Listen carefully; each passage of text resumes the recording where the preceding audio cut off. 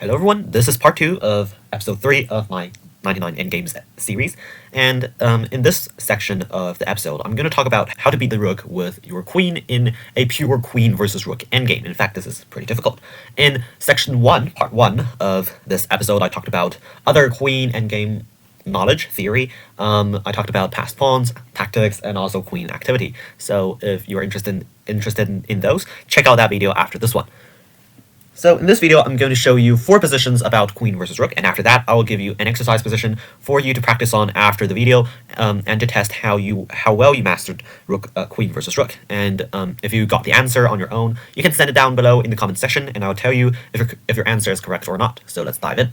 Now the first question for you guys is, do you think that given any position, it is a win for the queen side versus the rook side? And I guess the answer is definitely not. You might give me some positions such as this one. So in this case, black can play rook h7, and if takes, it is a draw. You see, all 5 squares around the black king is covered. That is a stalemate, as I mentioned before. If white chooses to move the king sideways, of course, black can always keep on checking, which will result in threefold as well. Now, apart from this, is there possibly a situation in where there's no obvious tactics, but can lead to a draw from black?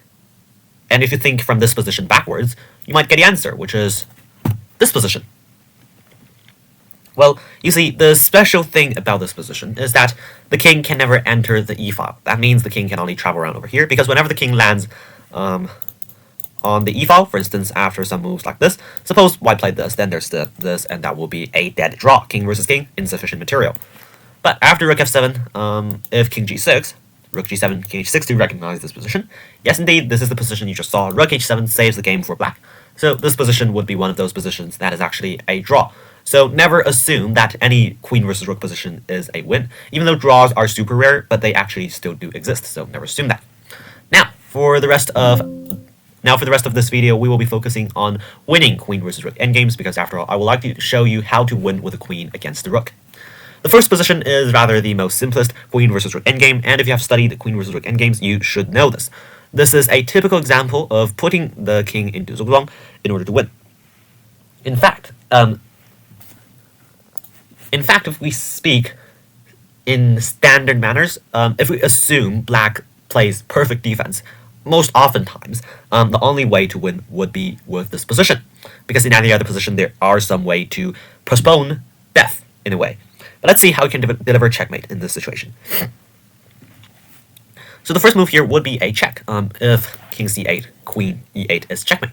If king a8, on the other hand, what you play, of course, king a8 and king a7 is exactly the same thing. If king a7, you slide all the way into the corner, give a check. After king b8, what you play is queen a5. This lands black into zugzwang. If king c8, queen a8 after rook b8. Here, the simple move would be something like queen a7, threatening both checkmate on c7 and d7, which would lead to a win for white. But now, if not king c8, let's say rook a7, that will lead to queen d8 checkmate. And if something like rook b1, moving the rook further out, there is basically always a way to win the rook whenever the king is standing on the edge. The fact is, if the king is not standing on the edge, if the king is standing somewhere over here, perhaps here, it might not be always a fork with the queen. But in this case, this is true. A fork is possible, and here is the line: queen d8, king a7, queen d4, another check, king a8, queen h8, here and there. You see, the king and the rook is being targeted at once, and it is a win for white. Now, this is basically a position everybody should remember. This is the basic of queen versus rook endgames. But now let's move on to something much more complex, which is pushing towards one of those positions. So in this case, the king is not in the corner, nor is the rook. How are you supposed to coordinate your rook, your queen, and the king to push this king all the way into the corner that we just mentioned in the last position? Now, in fact, this is not as easy as you think. Even if you give this position to grandmasters, it is still very difficult for them to figure out perfectly. And even given engines, they sometimes give nonsense moves that doesn't really lead to a win as well. So studying queen endgames with a mentor sort of is very important, in fact. Now here, the first move played by black, because this is black to move, is rook f1, rook f8. And this is one of those situations where this actually does not allow a fork. You see queen d4 here, king e2, no forks.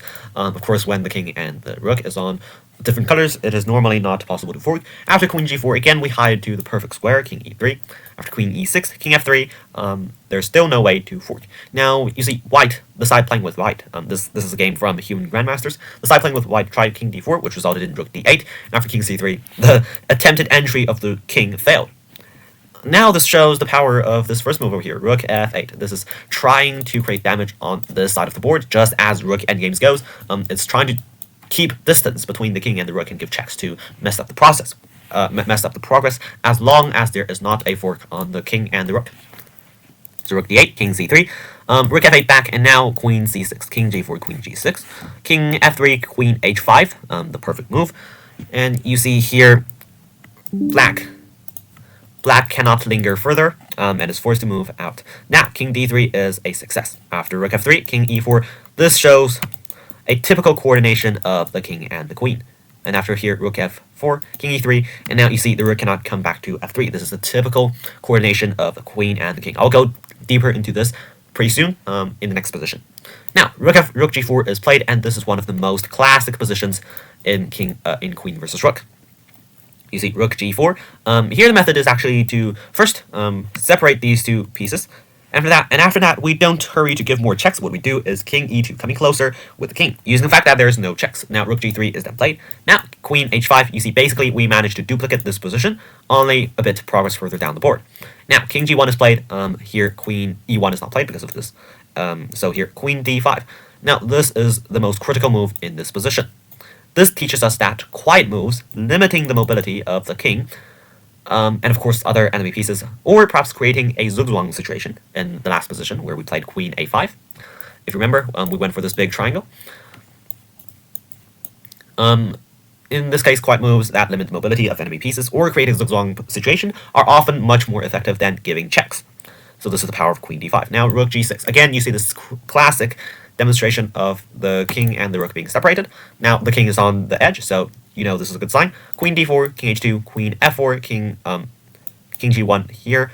We do not keep on giving checks. We bring our king closer, king f3, rook g2, queen h4, and I hope you recognize this position. This is basically a reverse position of what we just saw. If we now flip the board, this is what you would see, and you can recognize this triangle on the side of the board. And in this case, black again is in zugzwang. King c8 does not work because of queen h1. Rook h2 neither does work because of queen e1. And if the rook moves away, let's just take this as a quick exercise. Let's see if you can find how to fork the king and the rook. Okay, I hope you tried. Here the way is to play like this. And bravo, you successfully forked the king and the rook. Now this is the end of the third position today. The fourth position we're going to talk about is how to use the king and the queen to force the king out into the corner, and also to bring the king closer, because generally the biggest issue of bringing the king closer is because of facing checks from the rook. It is very annoying in some cases. So now let me show you how you can successfully use your queen to help your king come closer. So first move king g1 from black, and let's just go by the main line right now, king g1. We will also look at king e1 soon, but after king g1, the move here would be queen d4, king h2, king f3. Now after rook g3, what we do is this, and you see this critical pattern again of the rook threatening to give a check, but the king and the queen simultaneously controlling that square. This is the critical setup to maintain a control over critical squares and to bring in the king. Now, of course, you see this classical pattern again, a clubbed rook and king in the corner, and this oftentimes means good news for you, the queen side. Now, what about not king g1?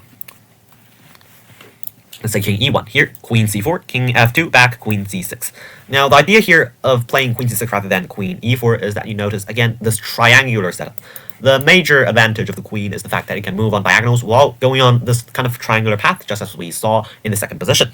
After queen c6, saving the tempo for queen e4, now we have rook h2, queen f3 checks, king g1, queen d5 back, again, diagonal movement, waiting moves, king f2, queen d2, queen d4, king g2, king g4, king f1, king g3, rook g2, king f3. Again, you see the exact same pattern of the king coming closer to the rook. And again, this position is definitely a win. This is threatened, and the rook is being attacked, and there's basically no way to stop the attack from the assault from the queen side. Now, what I hope to show you from the last position and this position is how you're supposed to make progress in queen versus rook endgames. I cannot show you literally every single position in which a queen and a rook exists on the board. All I can say is, given these patterns, by patterns I mean this kind of move, pattern 1, quiet moves and creating zugzwang is more effective than checks, and pattern 2, the correct way to approach the enemy king, and evidently also pattern 3, which is this triangular setup, also seen in position 2. Now, this is all I hope to tell you the main knowledge of this video, but now let's take a look at the last position I'm going to show you as an exercise. Now, evidently, this position is in hope of creating a draw. Now, let me give you a hint. Of course, you could pause the video right now, stop the video, and try to think out your move without the hint, but let me just give you a quick hint. Suppose white does not play a move here. If we give the turn to black, you see. If we give the turn to black, here what black can do, in fact, is this. And after king a7, queen b6, king a8, white now is evidently in difficult position.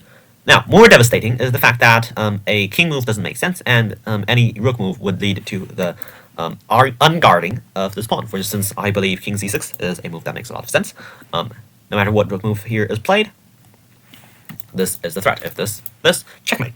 So let's see if we can find the correct way to avoid this difficulty.